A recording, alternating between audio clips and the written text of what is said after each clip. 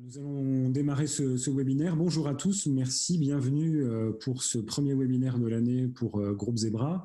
Nous allons parler aujourd'hui de notre méthode d'innovation Lead2 qui consiste à implémenter des bonnes pratiques d'innovation au sein des entreprises.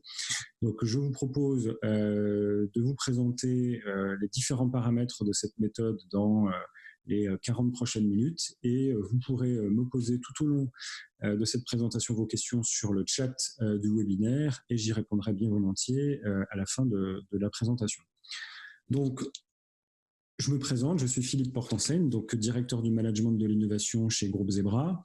Ma responsabilité aujourd'hui au sein de Groupe Zebra, c'est de transformer les entreprises, de leur apporter les solutions culturelles, organisationnelles, méthodologiques pour les aider à mieux innover et ceci de manière répétée puisqu'on le verra tout au long de cette présentation. Les business models sont périssables et donc il s'agit aujourd'hui de savoir se renouveler de manière régulière et pas seulement à l'occasion d'un événement particulier.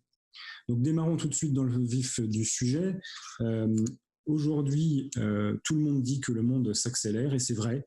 Vous connaissez peut-être cette forme de présentation de l'accélération de ces technologies, mais si on regarde l'histoire de l'humanité sur un an et que l'on regarde l'évolution technologique, eh bien, on s'aperçoit qu'en réalité, beaucoup de choses se sont accélérées au cours de la dernière heure et encore même lors de la dernière demi-heure. Donc lorsque l'on parle d'accélération de l'innovation, c'est une véritable réalité et la conséquence de cette accélération, c'est qu'en réalité aujourd'hui, peu d'offres innovantes et de services innovants trouvent leur marché et c'est pas Groupe Zebra qui le dit, c'est aujourd'hui les meilleurs spécialistes qui compilent les études dans le monde, qui indiquent clairement que l'efficacité de l'innovation dans les entreprises pose question, y compris dans les startups.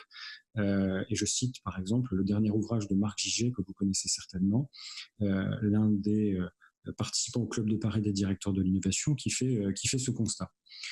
Donc la question qui se pose, c'est évidemment pourquoi ça ne fonctionne pas? Pourquoi, par exemple, certains leaders n'ont pas réussi à inventer des choses qui ont bouleversé nos quotidiens ces dernières années? Sony, leader de la musique, qui n'a pas su inventer l'iPod, Michelin, qui n'a pas su inventer Waze, et pourquoi aucun des constructeurs automobiles n'a su inventer Tesla? Donc, la réponse que l'on va vous apporter, c'est celle, le fruit de l'expérience de Groupe Zebra depuis maintenant une trentaine d'années, que je vais vous présenter vraiment en quelques secondes. Donc, nous sommes une entreprise de conseil lyonnaise, basée à la Tour de Salvani, composée d'une 50aine de collaborateurs. Notre raison d'être, c'est vraiment d'aider les entreprises à se renouveler, d'innover efficacement et de manière répétée. Et j'insiste sur cette notion d'innovation efficace, puisque l'innovation est par définition un processus incertain, c'est ce qui en fait la difficulté, c'est ce qui en fait sa particularité. Et notre métier, c'est d'apporter le maximum de justesse. On n'aura jamais la prétention d'aider les entreprises à avoir un taux de réussite de 100%, mais en tout cas de s'en approcher en y mettant des bons ingrédients que nous allons voir ensemble pendant tout ce webinaire. Donc, je le disais, une 50aine de collaborateurs. Nous produisons des innovations depuis 30 ans pour le compte de nos clients. Nous concevons de A jusqu'à Z des produits, des services dans différents secteurs d'activité, que ce soit en B2C, en B2B, en B2B2C, ce qui nous amène régulièrement à co-déposer des brevets avec nos clients sur différentes technologies, différents savoir-faire. Et si on devait résumer notre métier aujourd'hui, c'est globalement d'être en capacité d'avoir une approche stratégique de l'innovation, d'avoir une approche ensuite opérationnelle de l'innovation et une approche visant à matérialiser l'innovation, comme je l'expliquais tout à l'heure. Donc aujourd'hui, nous prenons par la main nos clients à la fois dans la définition de leur roadmap stratégique d'innovation. Nous sommes en capacité ensuite de les accompagner tout au long du cycle de développement d'un produit d'innovation et nous sommes également des faiseurs d'innovation par un certain nombre de compétences historiques dans le domaine du design, dans toutes ses composantes. Donc la méthode Lead2, c'est une méthode qui résume finalement tous les facteurs clés de succès que nous avons pu compiler ces dernières années en matière de clés de réussite de l'innovation. Donc on en a repéré 7 et je vous propose de rentrer dans le vif du sujet pour comprendre quels sont ces différents facteurs clés. La première chose, et vous le savez certainement, c'est effectivement d'analyser son environnement. Son environnement, c'est-à-dire que traditionnellement, les entreprises, on le sait depuis de nombreuses années, pour innover, font souvent confiance aux études marketing, aux différents sondages, à différentes expertises qui vont chercher à sonder le marché et connaître ses attentes. C'est un système efficace, notamment pour l'innovation incrémentale, mais on en connaît les limites. Pour une simple et bonne raison, c'est que si tout le monde fait la même chose, eh bien, vous arrivez à sortir des produits qui seront finalement difficilement différenciables sur le marché. On prend un exemple très concret qu'on connaît bien chez Groupe Zebra, le marché des aspirateurs. Si vous regardez aujourd'hui une étude de marché, vous allez comprendre que les clients attendent un certain niveau de puissance, un certain niveau de compacité, un certain niveau d'efficacité, veulent avoir un design qui correspond à le langage de la puissance, veulent avoir des informations sur la totalité du produit qui devient en sorte l'étiquette même de description des caractéristiques du produit. Et quand vous allez, en tant que chef de produit, sur votre prochain salon, vous constatez en réalité que tous vos concurrents ont fait exactement la même chose. Donc, la question qui se pose en fait dans ce type de démarche, c'est comment faire pour se différencier dans des marchés où aujourd'hui les études marketing ont probablement trouvé leurs limites pour apporter vraiment de la différenciation. Et si on prend au-delà du marché de l'aspirateur un marché des véhicules hybrides, eh bien on s'aperçoit que mécaniquement, beaucoup de designers ont pensé exactement les mêmes types de design concernant des véhicules hybrides. Donc, quelle est la réponse que nous apportons aujourd'hui chez Groupe Zebra à ce premier enjeu? C'est l'observation. Alors, vous le savez certainement, la pensée design a longtemps irrigué la pensée d'innovation de certaines entreprises pour démontrer qu'évidemment l'empathie, le côté user-centric était effectivement une démarche pertinente. Mais en réalité, on s'aperçoit que même cette démarche d'utilisateur a ses limites. Chez Zebra, nous pensons aujourd'hui que beaucoup d'éléments de consommation et d'expérience utilisateur sont en réalité guidés par les émotions et par, en fait, l'être humain au sens le plus large du terme. Ce qui nous a conduit aujourd'hui à mener des recherches sur comment mieux observer le comportement de nos clients ou de nos utilisateurs. Et ce qu'on a identifié, c'est qu'aujourd'hui, il ne fallait pas observer comme on nous l'apprend aujourd'hui dans les pensées de design thinking habituelles, mais bien de faire en sorte que l'observation soit beaucoup mieux préparée en amont. Donc, deux grandes convictions chez Zebra aujourd'hui en matière d'observation. La première, c'est de ne pas observer pour observer, mais de préparer son observation en émettant des postulats. Ce qu'on appelle des postulats, c'est prendre des postures que vous allez travailler en amont, qui sont des postures préparées par la sociologie, par l'étude des tendances, par l'ethnographie, par la benchmark. Bref, vous allez émettre un certain nombre d'hypothèses que vous allez ensuite vérifier sur le terrain. Et vous allez le vérifier sur le terrain en posant, et c'est l'illustration de cette scène de cinéma, en posant plusieurs caméras pour ensuite valider ou infirmer ces différentes hypothèses. C'est extrêmement important parce que notre expérience nous a montré que l'observation aujourd'hui peut être finalement un peu molle quand vous la faites simplement de manière passive et quand vous ne vous posez pas les bonnes questions en amont. Donc notre profonde conviction, et c'est comme ça que nous travaillons aujourd'hui, c'est véritablement de poser les bases de la séquence d'observation que vous allez mener, quel que soit l'environnement dans lequel vous allez opérer. Nous revenons de Chine, par exemple, récemment pour avoir observé l'implantation d'une marque française sur son marché. Et nous avons passé une petite semaine à Canton à observer différents environnements qui nous ont permis, au final, de valider un certain nombre d'hypothèses, de même les renforcer pour certaines d'entre elles, d'en écarter d'autres, et en tout cas d'avoir une richesse d'input à la sortie de cette séquence qui est aurait été bien moindre que si nous avions simplement préparé cette séquence d'observation sans se poser toutes ces questions. Donc, premier élément fondamental de l'innovation aujourd'hui, c'est non seulement évidemment de ne plus interroger les clients, mais d'aller les observer, mais surtout de les observer de manière différente, de manière coordonnée, préparée, encore une fois en préparant des postulats. Pour nous, c'est fondamental. Deuxième facteur clé de succès, bâtir sa stratégie autour de cette observation. Donc bâtir sa stratégie, ça veut dire qu'aujourd'hui, on est vraiment rentré dans une ère qui a dépassé le stade de l'utilisateur. Vous le savez certainement, pendant une centaine d'années, le monde s'est organisé autour d'une démarche technocentrique, je n'y reviens pas. Il y a eu effectivement cette vague design thinking qui a considéré que l'ergonomie, la facilité d'utilisation, la connectivité, les fonctionnalités d'un produit devaient être au centre de la pensée de conception d'un produit ou d'un service innovant. Aujourd'hui, nous sommes convaincus que nous sommes dans une logique human-centric qui déborde largement le cadre du user-centric et qui notamment tourne autour de l'expérience et de l'émotionnel. D'ailleurs, nous menons nous-mêmes chez Zebra un certain nombre de recherches et de travaux concernant le fonctionnement du cerveau et comment aujourd'hui les consommateurs utilisent leur inconscient dans le domaine des actes de consommation. Et on a pu voir ces dernières années effectivement de nombreux cas d'innovation technocentrée, pensée non seulement du point de vue design, mais du point de vue de l'expérience humaine, qui ont échoué, considérant que tous les paramètres émotionnels n'avaient pas été pris en compte. Je ne vais pas rentrer dans le détail. Donc la conclusion, évidemment, et particulièrement en France, c'est qu'évidemment une innovation ne doit pas avoir qu'une proposition de valeur technique. C'est un projet pluridisciplinaire et qui doit s'appuyer notamment sur une pensée conceptuelle globale.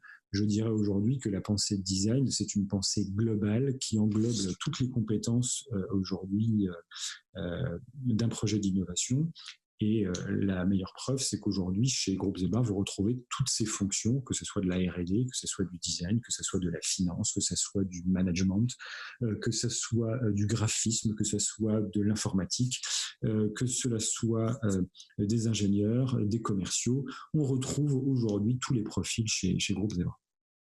Donc évidemment, et je vais passer assez rapidement parce que ces outils sont relativement connus, pour pouvoir appréhender concrètement une proposition de valeur au-delà de l'observation que nous avons vue tout à l'heure, évidemment qu'il faut construire ces propositions de valeur avec des outils. Et très classiquement, chez Groupe Zebra, nous utilisons un certain nombre de canevas que vous connaissez très certainement.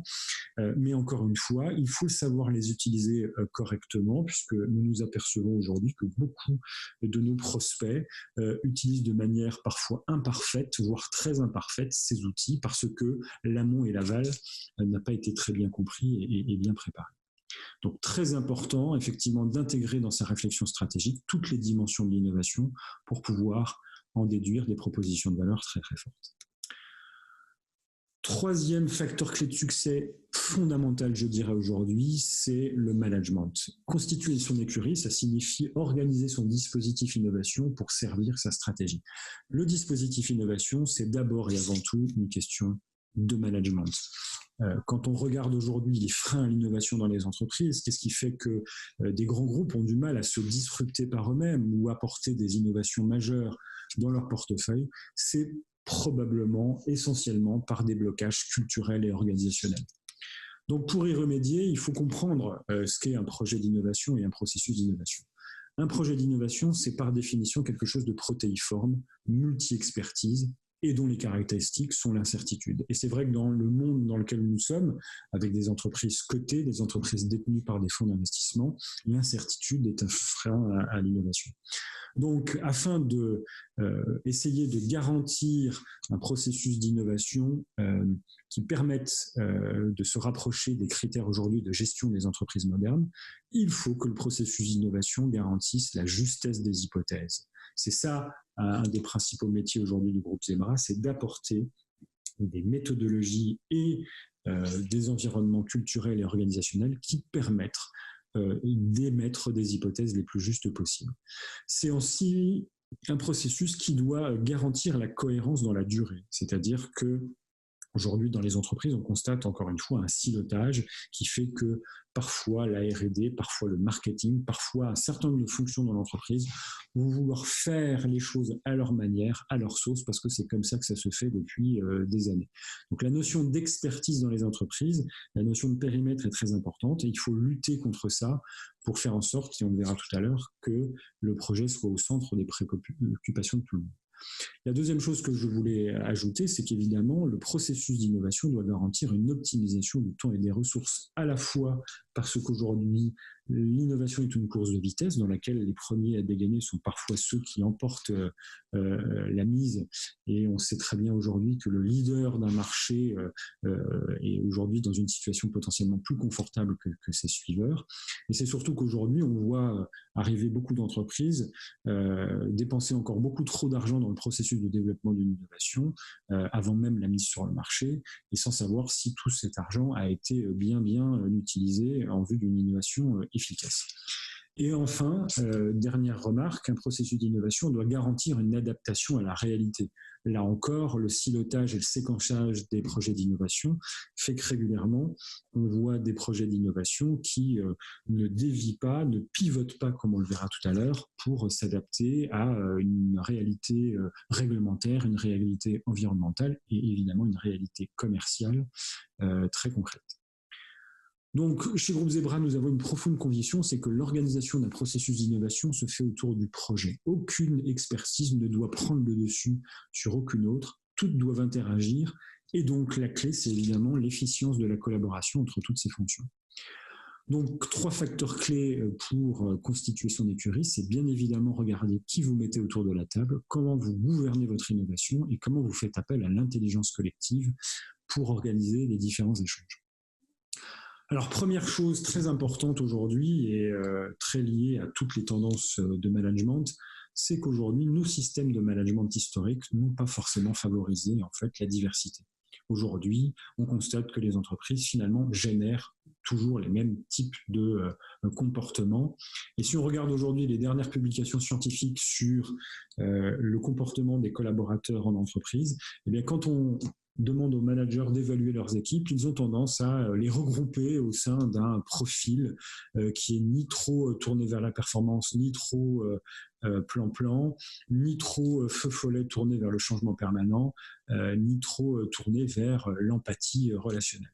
La réalité, c'est qu'évidemment, l'être humain et l'humanité est composé d'éléments très divers qui sont parfois atténués ou cachés au sein de l'entreprise, et ce qui fait que les gens ne se comparent pas forcément comme ils sont exactement dans la réalité.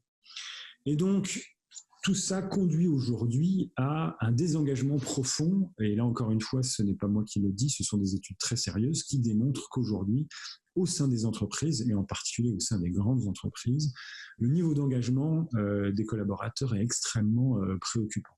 Et que donc toutes les valeurs qui sont aujourd'hui plaidées partout dans les articles sur le management, que sont la solidarité, la bienveillance, le plaisir, la confiance, tous ces éléments dont nous sommes convaincus qu'ils participent de l'efficacité d'un processus d'innovation sont aujourd'hui défaillants par nos organisations trop souvent pyramidales où chacun reste dans son couloir de nage. Et pour autant, des exemples existent de ces entreprises qui savent aujourd'hui se rapprocher de leurs collaborateurs, leur libérer du temps et de l'énergie et en quelque sorte leur donner une partie des clés de l'avenir de la société et on le verra dans quelques instants. Donc quelques exemples comme Mars Chocolat qui aujourd'hui permet à ses collaborateurs toutes les 6 semaines de poser un certain nombre de questions à leur président sur tous les sujets sans qu'il y ait de tabou particulier à l'intérieur de ces échanges. Intuit, société californienne, qui organise régulièrement ce que l'on appelle une fête de la défaite, qui n'a pas pour but de célébrer l'échec en tant que tel, mais plutôt évidemment de valoriser le retour d'expérience de ces échecs pour aller de l'avant. Leroy Merlin, dont une partie de la stratégie est construite aujourd'hui avec les salariés. Donc évidemment, on le verra tout à l'heure, il faut faire évoluer les pratiques managériales. Il faut également faire évoluer les organisations. Alors, Les entreprises ont déjà formulé des éléments en ce sens, mais quand même, regardons que dans l'innovation, les projets ne se ressemblent pas tous. Leur degré de complexité, leur potentiel, leur degré de radicalité sont différents. Donc il est extrêmement important d'adapter son organisation au type de projet que vous souhaitez lancer. Et évidemment, l'innovation incrémentale peut tout à fait trouver sa place dans une business unit classique, dans la mesure où c'est proche du core business. Mais vous avez d'autres projets qui ont vocation évidemment à être logés dans la R&D, mais peut-être dans un accélérateur, voire dans une start-up interne. Donc tout ça, c'est très important d'avoir une vision de son portefeuille de projets et d'adapter les organisations à la nature même des projets que vous souhaitez lancer. Toutes les organisations ne sont pas capables d'absorber tous les types de projets. Certains projets nécessitent qu'une équipe s'isole pour pouvoir vraiment s'immerger et sans être écrasé par la contrainte du groupe. Quelques exemples de bonnes pratiques aujourd'hui dans l'univers des entreprises qui innovent. Mais un exemple peut-être justement un peu à contre-courant, les sapeurs-pompiers de Saône-et-Loire, par exemple, qui aujourd'hui, quand ils font face à un problème inconnu, non résolu jusqu'à présent, font appel à ce qu'ils appellent une communauté d'engagement, donc des collaborateurs qui ne sont pas forcément sur les mêmes sites, mais qui sont volontaires dans la volonté de raisonner collectivement à la résolution de problèmes qu'ils n'ont jamais abordés. Plus connu évidemment des sociétés comme Adobe et 3M qui aujourd'hui libèrent véritablement et de manière massive leurs collaborateurs dans leurs initiatives d'innovation. Chez Adobe, vous avez aujourd'hui des comptes qui sont crédités en argent pour les collaborateurs qui leur permettent donc de travailler sur des projets d'innovation interne et avec une capacité à pitcher devant le comité de direction très rapide et sans filtre des managements intermédiaires. Chez 3M, on a depuis très très longtemps un jour par semaine consacré à des projets qui ne sont pas forcément liés à sa feuille de route. On peut aussi parler des éléments de langage dans le management et dans la posture managériale qui est adoptée chez Spotify. Vous voyez bien que dans la manière de nommer les managers et de nommer les équipes qui travaillent sur les projets, il y a une logique de responsabilisation, une logique que le manager devient au service de ses équipes et non pas le contraire. Chez Thomson Reuters, par exemple, vous avez aujourd'hui des organisations qui permettent du financement cross-BU, c'est-à-dire que si une BU, par exemple, développe une innovation qui s'avère non adaptée à son métier, mais qui pourrait servir une autre BU, eh bien, il y a une logique d'absorption du financement par le siège qui permet de redistribuer au sein des PNL un certain nombre d'enveloppes financières et qui font que ces initiatives ne sont pas cramées par la structure. Chez Zebra, nous organisons régulièrement des séminaires itinérants, donc pour le compte de clients qui veulent s'ouvrir justement à de nouvelles pratiques, et donc nous les faisons visiter des sociétés qui ont franchi le pas d'une organisation que je qualifierais de plus agile et de plus moderne. Je parlais d'intelligence collective tout à l'heure. Croyons bien qu'aujourd'hui, il y a des méthodes qui ne sont pas des méthodes gadgets pour organiser des ateliers, des réunions constructives. Vous avez tous probablement vécu dans vos expériences professionnelles des réunions qui ne donnaient pas grand-chose, soit parce qu'on se tapait dessus, soit parce qu'on n'arrivait pas à trouver une solution au problème. Donc, il existe aujourd'hui des approches qui vous permettent d'avoir une capacité à vous parler sans dégainer vos coltes à la moindre chose qui vous titille. Donc j'en cite quelques-unes qui sont pour certaines d'entre elles bien connues, comme la méthode Walt Disney ou la méthode des 6 chocos de Bono.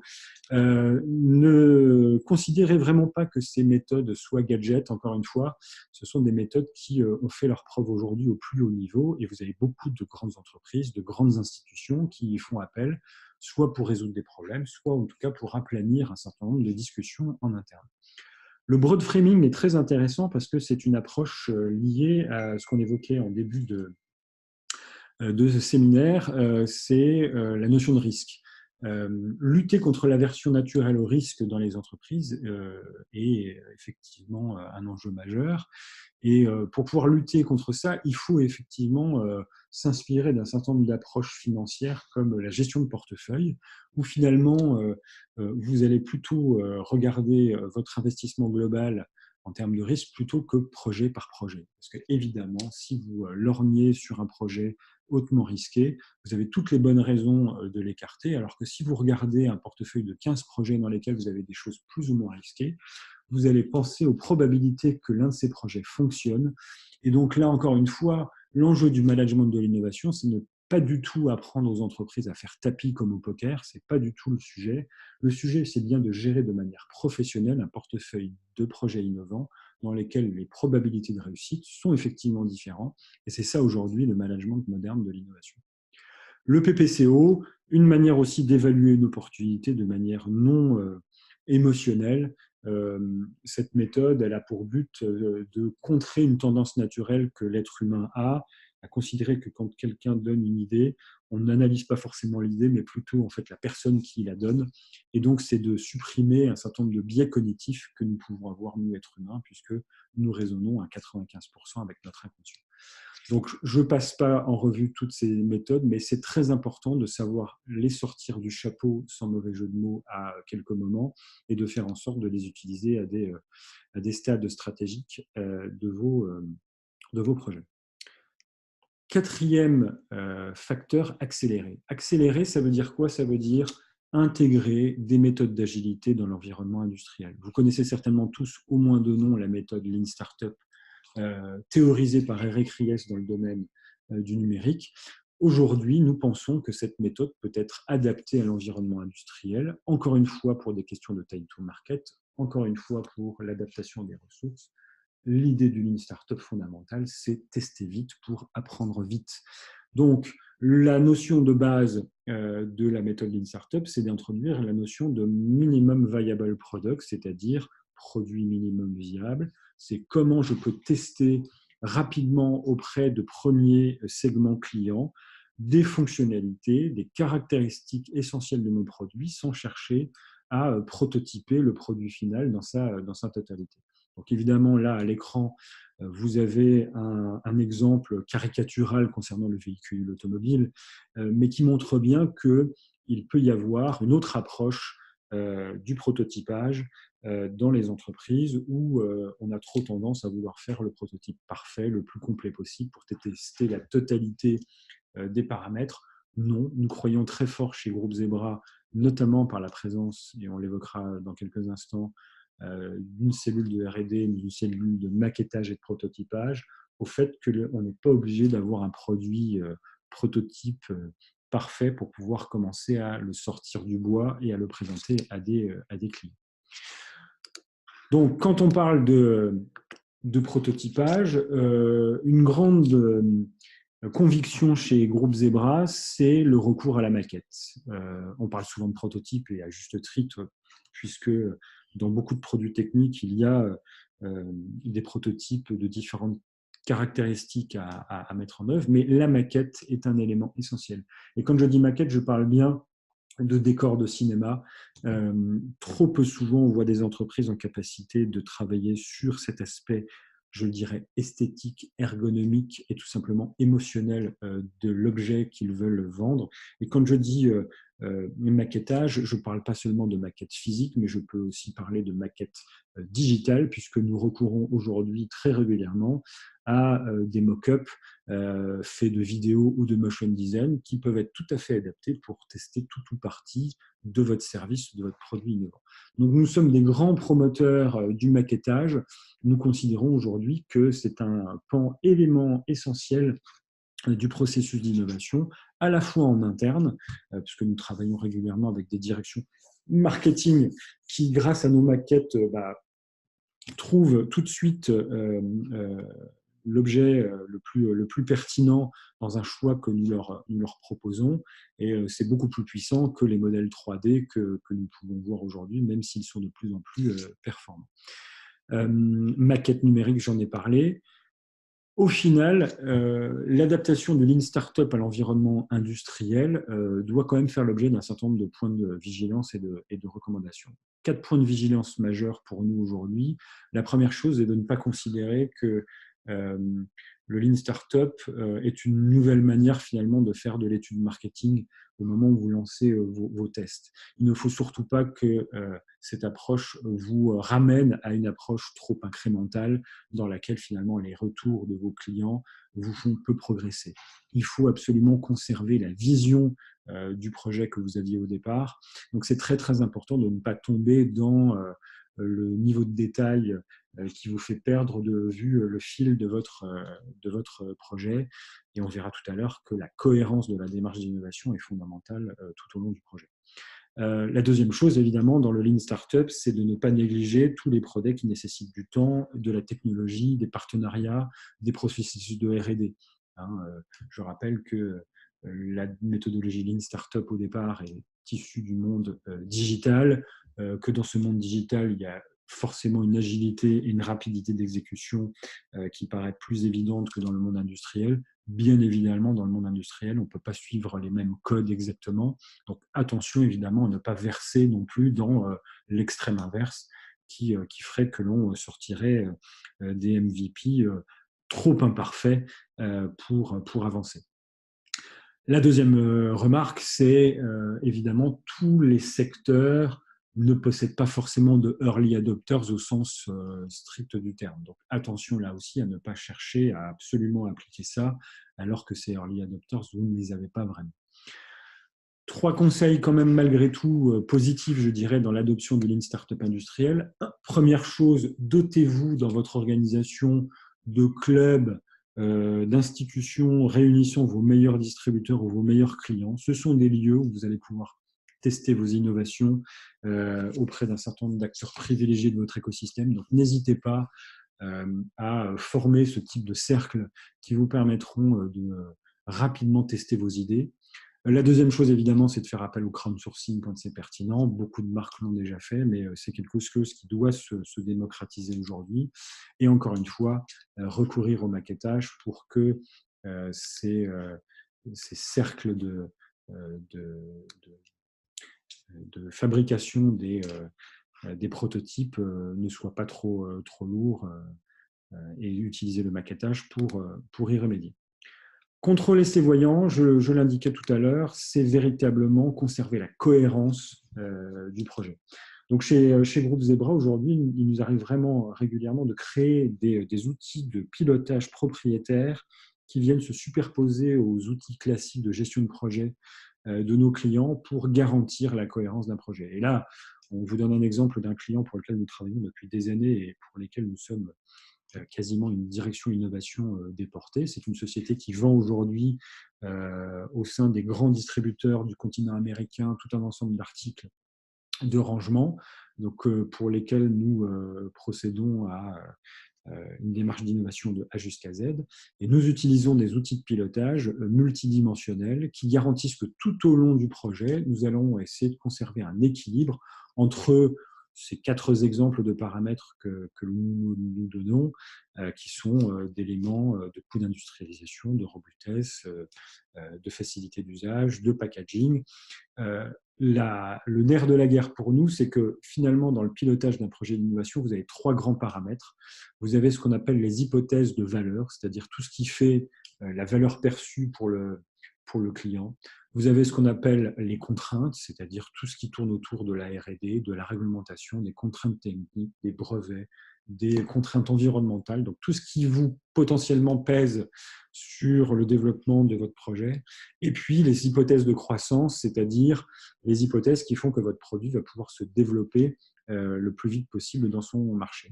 Eh bien, ces 3 segments de pilotage, vous devez faire en sorte que chacun des participants à ce projet d'innovation, un peu à l'image d'une équipe de rugby qui se passe la balle, tout le monde doit être garant de cet équilibre. Et la R&D ne doit pas s'approprier seulement sa partie, mais doit penser au reste. La partie marketing doit penser également à la partie technique, etc., etc. Et dans les outils que nous utilisons, nous avons une dizaine de dimensions qui recouvrent ces différentes logiques. Et donc, c'est comme ça que nous pilotons aujourd'hui nos projets d'innovation, afin que même une personne qui aujourd'hui, dans une phase très technique, par exemple d'un projet, a bien conscience de toutes les dimensions que requiert ce projet pour éviter que le projet soit dénaturé tout au long du cycle de développement.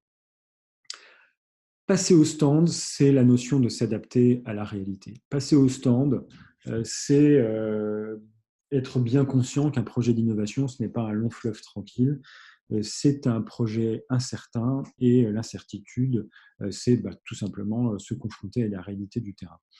Donc, deux exemples probablement bien connus de vous, mais qui illustrent parfaitement cette adaptation dans le cycle de développement d'un projet.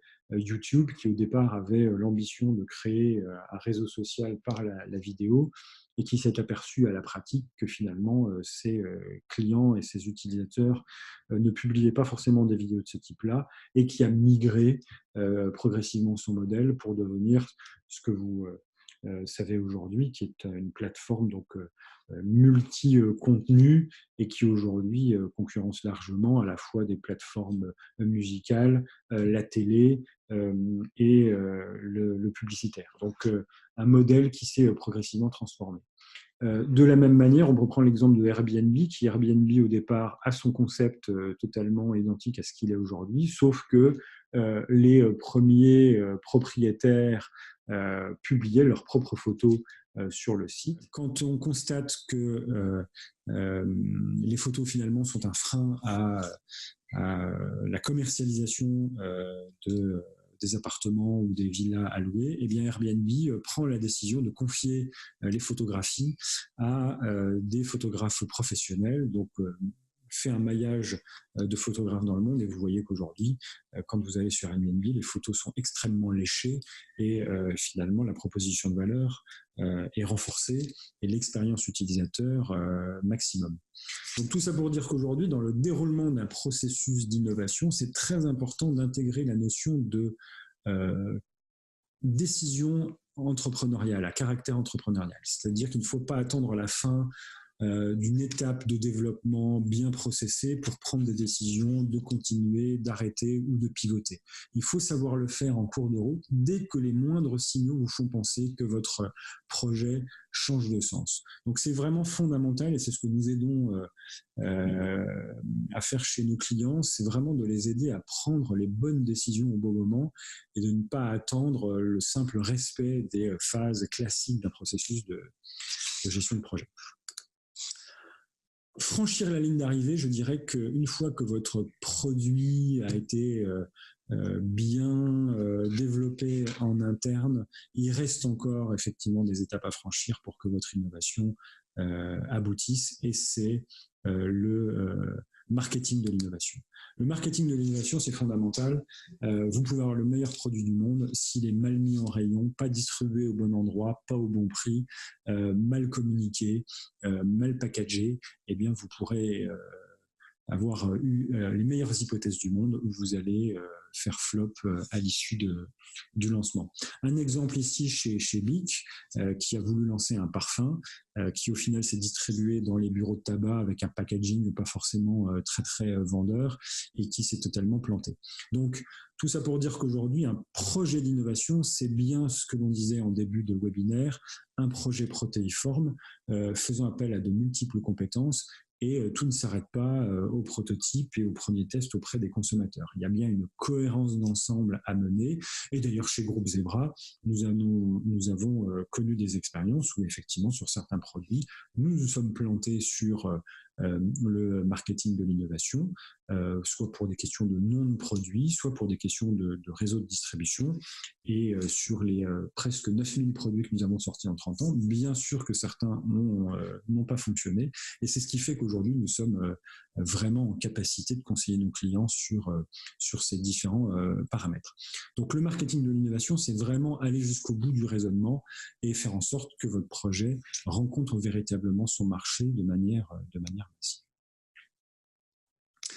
Donc, conclusion de ces 7 facteurs clés de succès, c'est que finalement, les entreprises aujourd'hui sont confrontées à un défi majeur qui est qu'un projet d'innovation, c'est un projet transversal qui fait appel à de multiples compétences et naturellement, les entreprises ne sont pas préparées à gérer ce niveau de cohérence et ce niveau de transversalité. Donc l'objectif de la méthode Lead2, c'est bien de vous aider à intégrer ces différentes dimensions et de mixer finalement, et c'est ce que je conclurai, mixer des méthodes d'innovation à des pratiques managériales qui vous permettent de libérer les énergies et d'appliquer ces méthodes de la bonne manière. Les méthodes d'innovation aujourd'hui, elles sont toutes en ligne. Vous avez des livres à la FNAC, vous avez des tutoriels, vous avez des vidéos, tout est disponible et pour autant, nous constatons encore trop souvent des entreprises qui se fourvoient dans la matière d'innover. Parce que la méthode n'est pas une fin en soi, c'est bien la capacité des hommes à mettre en œuvre une intelligence collective qui est fondamentale dans les entreprises. Et quand je dis ça, ce n'est pas seulement d'insuffler une capacité à faire de la créativité, c'est-à-dire à initier des idées, ce n'est que le tout début. Il faut bien évidemment transformer ces idées en succès commerciaux. Et donc, notre propos aujourd'hui était en tout cas de vous montrer quels étaient les 7 facteurs clés qui font qu'une idée va rencontrer son marché avec succès. Voilà, je vous remercie beaucoup pour votre attention. Je vous laisse maintenant quelques secondes ou quelques minutes pour me rédiger vos questions. N'hésitez pas à me poser des questions soit sur les facteurs clés de succès, soit sur d'autres sujets liés à l'innovation. Et j'y répondrai avec beaucoup de plaisir.